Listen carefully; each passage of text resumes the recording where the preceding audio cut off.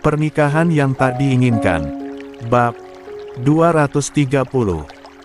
Mas, katanya pelan, nadanya mulai serius, menurutmu Zaina gimana, ya? Din tidak langsung menjawab. Dia menarik napas dalam-dalam, menggenggam setir lebih erat. Tawa yang tadi menggema berubah menjadi senyap yang menggantung berat.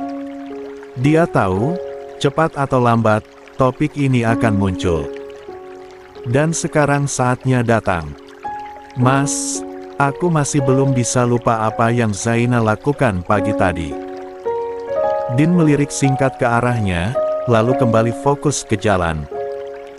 Aku tahu ini mungkin terdengar berlebihan, tapi Mas, cara dia menarik Umi dan menjauhiku sambil mencabut foto itu dari tangan Umi, itu seperti sinyal perang. Dia tahu foto itu bukan sekadar benda bagiku. Tapi dia tetap melakukannya. Seolah-olah dia ingin menyingkirkan semua jejak aku dan Kak Alea dari rumah itu. Azarin menggigit bibir bawahnya, menahan gejolak yang mendesak di dada. Entah apa niatnya sebenarnya, tapi aku merasa dia sengaja memanfaatkan keadaan. Umi sudah kehilangan ingatannya. Dan Zaina masuk di saat paling rawan, seperti sedang menanam cerita baru untuk menghapus yang lama. Din menarik napas panjang, berat. Jantungnya berdegup lebih kencang. Dia tak pernah suka membahas soal ini, apalagi melihat istrinya yang begitu terpukul. Sayang, ucapnya hati-hati, memilih setiap kata seakan menapaki ladang ranjau. Gimana kalau, untuk sementara waktu, kita kembali ke Jakarta saja. Suaranya serak, penuh kekhawatiran. Aku takut kamu terlalu stres kalau terus di rumah itu. Kamu tadi sampai jatuh. Dan kalau sesuatu terjadi lagi, aku. Tidak, Mas, potong Azarin cepat. Matanya menatap lurus ke depan, tajam dan tegas. Aku gak akan lari dari rumahku sendiri. Dari kenangan yang aku bangun sejak kecil bersama Umi dan Abah. Din hanya diam, tak sanggup menjawab. Dia tahu Azarin keras kepala, tetapi kali ini berbeda. Dia tak hanya membela haknya, dia sedang mempertahankan hatinya yang mulai terkikis oleh ketakutan dan kehilangan. Kalau aku pergi, Zaina akan merasa bebas melakukan apapun. Dia sudah menurunkan foto-foto kami, Mas. 27. Satu persatu. Kalau aku gak ada, dia bisa ganti semuanya. Kenangan kami, tawa kami, bahkan mungkin suara Abah yang dulu sering terdengar di ruang tengah. Akan hilang, tergantikan oleh cerita yang dia ciptakan sendiri. Aku gak bisa biarkan itu. Din menghela napas panjang. Di balik kemudinya, pandangannya sesekali mencuri-curi ke arah Azarin yang tengah bersandar di kursi, menatap jendela dengan mata sayu. Dia tahu, istrinya menyimpan banyak luka. Sayang, kalau kita kembali ke Jakarta, kamu bisa menjenguk Alea, ucap Din pelan, seakan merangkai kata dengan hati-hati. Sekalipun dia masih menolak, aku yakin, perlahan dia akan luluh. Kita bisa pelan-pelan mengembalikan semuanya seperti dulu. Azarin tidak langsung menjawab. Hening.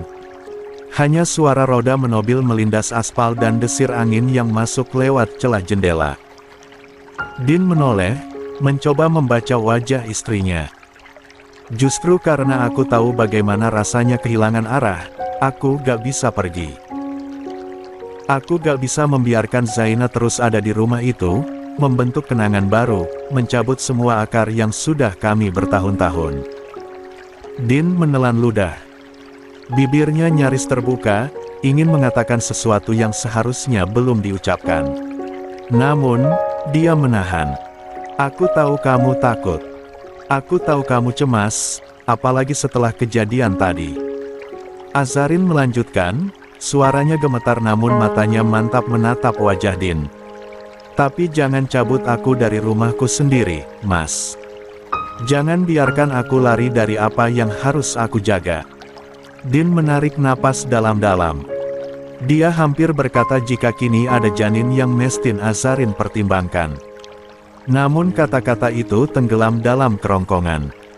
Dia tahu, bukan saatnya. Zaina cuma bayangan, lanjut Azarin lirih. Dia datang setelah semuanya ada. Rumah itu, sudah punya jiwa. Punya cerita. Ada aku, ada Umi, ada Kak Alea, ada mendiang Abah, dan sekarang kamu. Aku gak bisa biarkan dia menuliskan cerita baru dan menyingkirkan semuanya. Din menatap istrinya dengan getir.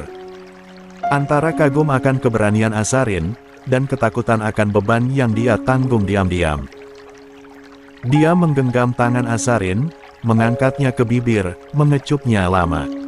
Aku tetap di sisimu. Dimanapun kamu pilih berdiri. Tapi janji, bisiknya lirih, menatap dalam ke mata istrinya. Kalau nanti kamu merasa lelah, sedikit saja, jangan abaikan aku sebagai tempat kamu pulang. Insya Allah, Mas. Azarin mengangguk pelan, dan senyum tipis menghiasi wajah pucatnya. Setelah menempuh perjalanan sekitar 25 menit, mobil Din perlahan menepi di pekarangan rumah yang kini tak lagi terasa seperti rumah. Begitu mesin dimatikan, Din segera keluar, langkahnya panjang dan cepat, penuh urgensi. Dia memutari mobil, membukakan pintu sisi penumpang, dan mengulurkan tangannya untuk istrinya. Ayo, pelan-pelan, ucap Din lembut, menatap wajah Azarin yang pucat, namun tetap menyimpan keteguhan. Azarin menggenggam tangannya, lalu turun.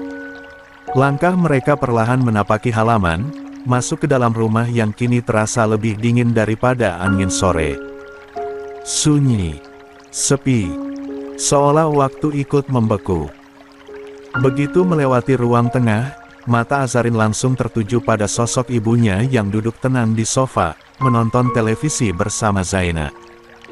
Azarin mengerutkan kening, lalu tersenyum miris. Bahkan setelah dirinya masuk rumah sakit, tak ada gurat cemas di wajah ibunya. Tak ada kegelisahan.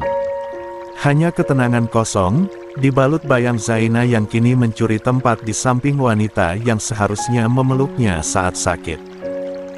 Namun Azarin tahu, hati ibunya tak akan pernah sepenuhnya hilang. Dia percaya, jauh di dalam ingatan yang kabur, kasih sayang itu masih tinggal. 28. Sebuah remasan hangat di pundaknya membuat Azarin tersadar. Din menatapnya tenang, dan tanpa berkata-kata, menuntunnya naik ke lantai 2. Langkah mereka pelan dan penuh kehati-hatian, melewati tangga yang pernah menjadi saksi kebahagiaan, kini terasa seperti medan perang yang senyap. Zaina dan Herlina hanya diam, menatap kepergian Azarin menuju lantai atas. Tatapan mereka kaku, namun penuh ketegangan yang tak terucap. Di dalam kamar, Azarin duduk perlahan di atas kasur. Din menyiapkan bantal, menyelimutinya dengan lembut, seolah membungkus luka dengan pelukan. Tunggu sebentar ya, aku ambilkan buah, ucap Din, mencium keningnya. Azarin hanya mengangguk kecil, matanya masih kosong, pikirannya masih bergulat dengan pemandangan di bawah tadi. Din turun kembali, kali ini langkahnya cepat dan tegas. Namun, bukannya menuju dapur, dia justru melangkah keluar dari rumah. Dia tak sekalipun menoleh sedikit pun pada dua sosok yang berada di ruang tengah. Dia langsung menghampiri rumah kecil di sebelah, milik Bibi Siti. Ketukan pelan namun tergesa mengundang wanita paruh baya itu keluar. Raut wajah Bibi Siti menunjukkan keheranan. Maaf mengganggu, Bi. Saya butuh bantuan, ujar Din tanpa banyak basa-basi. Bibi Siti, yang sudah lama memendam rindu pada rumah itu, langsung tersenyum haru. Tak ada penolakan, tak banyak bertanya. Hanya anggukan dan langkah yang ringan. Din kembali ke rumah bersama Bibi Sit. Zaina menoleh sejenak, dahi berkerut, namun Din tak memberi ruang untuk pertanyaan. Di rumah ini, cukup pikirkan Azarin saja. Sisanya, tak penting, ujarnya tajam namun tenang. Bibi Siti mengangguk, lalu segera menuju dapur, sibuk menyiapkan buah segar dengan cekatan, seolah tak pernah terhalang waktu. Sementara itu, Din berbalik arah. Dia menuju gudang. Tangannya meraba ke sudut gelap, menarik keluar beberapa bingkai besar berisi foto-foto keluarga. Wajah-wajah bahagia, senyuman masa lalu yang dulu dipajang dengan bangga yang entah sejak kapan diturunkan oleh tangan asing. Din membawa foto-foto itu ke ruang tengah. Tanpa ragu, dia mulai memasangnya kembali satu persatu di dinding. Suara gesekan bingkai dan paku menembus kesunyian rumah itu, membangunkan kenangan yang dipaksa tidur. Zaina yang masih duduk di sofa, menoleh kaget. Matanya membulat, tak percaya dengan keberanian Din. Namun Din hanya melirik sekilas, lalu kembali fokus. Tangannya tenang, setiap bingkai yang dipasang adalah bentuk perlawanannya. Suara kait figura terakhir yang menancap di dinding bergema lembut di ruang tengah. Din menatap hasil kerjanya sejenak, lalu mengusap debu tipis dari permukaan kaca figura itu. Wajah kecil Azarin dan Alea tersenyum cerah dari balik bingkai, kenangan yang hampir direnggut paksa dari rumah ini. Namun, ketenangan itu tak bertahan lama. "Pak Din." Suara Zaina menyalak, penuh keberatan. Dia berdiri tegak, kedua tangannya terkepal, tatapannya menusuk. Apa Pak Din gak pikir dulu sebelum bertindak? Kenapa masang lagi semua foto ini? Umi, bisa drop kalau ingatannya terguncang. Din tetap berdiri membelakangi Zaina, tangannya masih sibuk menatap figura terakhir di atas nakas. Tanpa menoleh, dia menjawab tenang namun syarat ketegasan. Kalau Umi drop, bukan karena foto ini, tapi karena 29. Ulahmu mencabut kenangan yang paling berharga dari hidupnya. Tak peduli dengan jawaban itu, Zaina melangkah cepat, tangannya terulur mengambil satu figura kecil berisi foto keluarga. Tampak Azarin dan Alea di masa kecil, duduk di pangkuan Herlina yang muda dan penuh cahaya. Namun, sebelum sempat menjauh, Din bergerak cepat merebut foto itu dari tangannya. Jemarinya mencengkeram figura dengan kuat, seolah takut kenangan itu diremukkan. "Jangan pernah sentuh ini lagi," katanya pelan, tetapi nadanya tajam bak sembilu. Dia menatap Zaina lurus, wajahnya tak menyimpan toleransi sedikitpun. Zaina menahan napas, terlihat gusar. "Saya cuma..." "Sudah cukup." Din memotong dengan satu jari teracung tepat di depan wajah Zaina. Herlina yang duduk di sofa menegang, menoleh dengan kaget, tetapi Din tak mengendurkan tatapannya. "Saya sudah cukup sabar melihatmu mempermainkan keadaan," lanjut Din.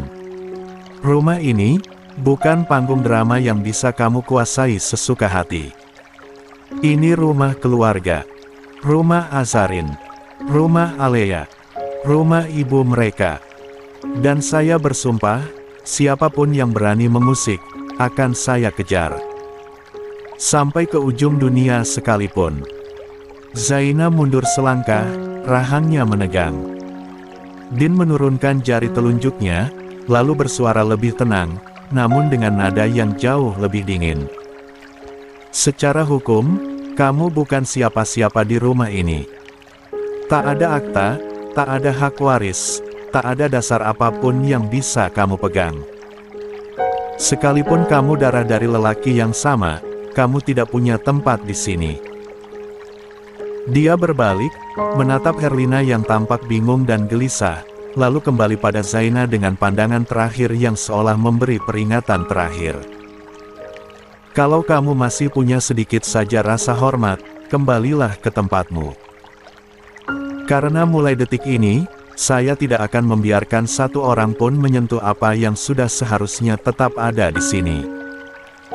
Zaina menggigit bibirnya, wajahnya memerah karena emosi, namun tak mampu membalas sepatah kata pun.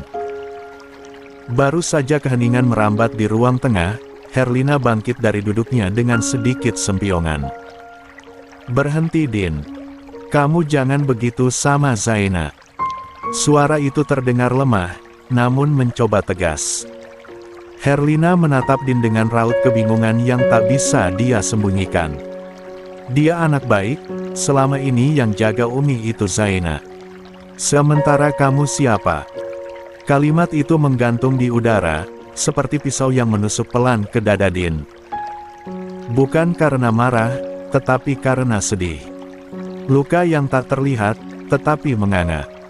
Din menarik napas dalam. Dia menoleh perlahan ke arah Herlina, menatap perempuan yang dulu penuh kelembutan, namun kini wajahnya asing baginya. "Umi gak salah," ucap Din lirih, suaranya nyaris bergetar. "Umi gak ingat saya bisa maklumi. Tapi satu hal yang saya mohon. Jangan membela yang salah hanya karena dia tampak ada di sisi Umi saat ini." Zaina tampak gelisah, tetapi tetap membusungkan dada, seolah siap menantang ucapan berikutnya. Din pun melangkah maju, berdiri di hadapan ibu mertuanya, namun matanya kini tertuju pada Zaina. "Selama ini saya diam, saya sabar, bahkan ketika istri saya terluka karena saat Umi mengusirnya, saya masih menenangkan. Masih bisa menasihati dengan kepala dingin. Tapi tidak untuk hari ini." Suasana mendadak senyap, tetapi tegang seperti tali biola yang ditarik terlalu kencang. 30.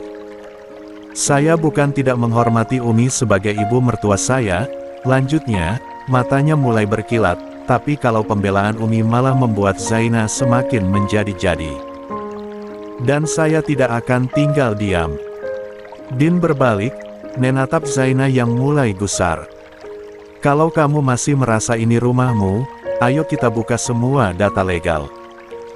Mari bicara di kantor notaris.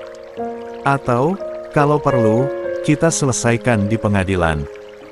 Tapi jangan berharap bisa menang hanya dengan air mata atau drama murahan." Tangan Zaina mengepal.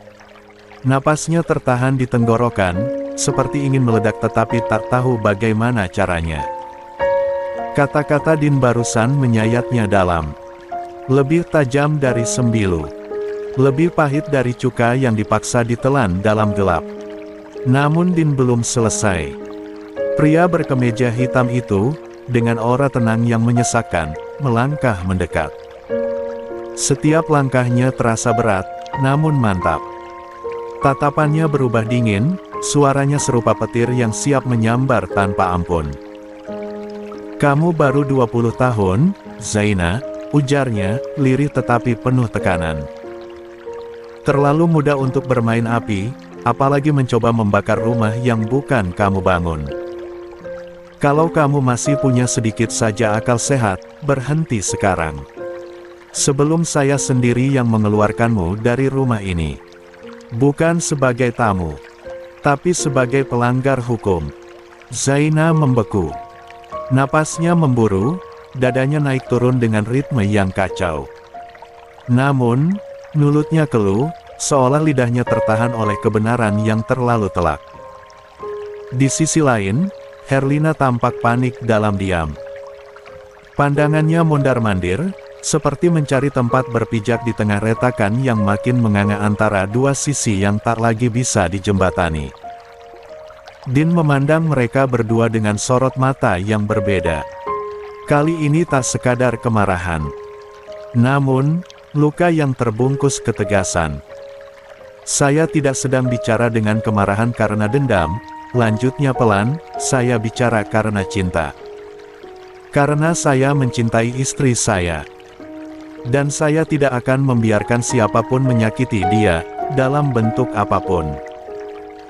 Termasuk membunuh kenangan masa kecilnya di rumah ini, hanya karena kamu ingin merasa punya tempat." Din menghela napas sejenak.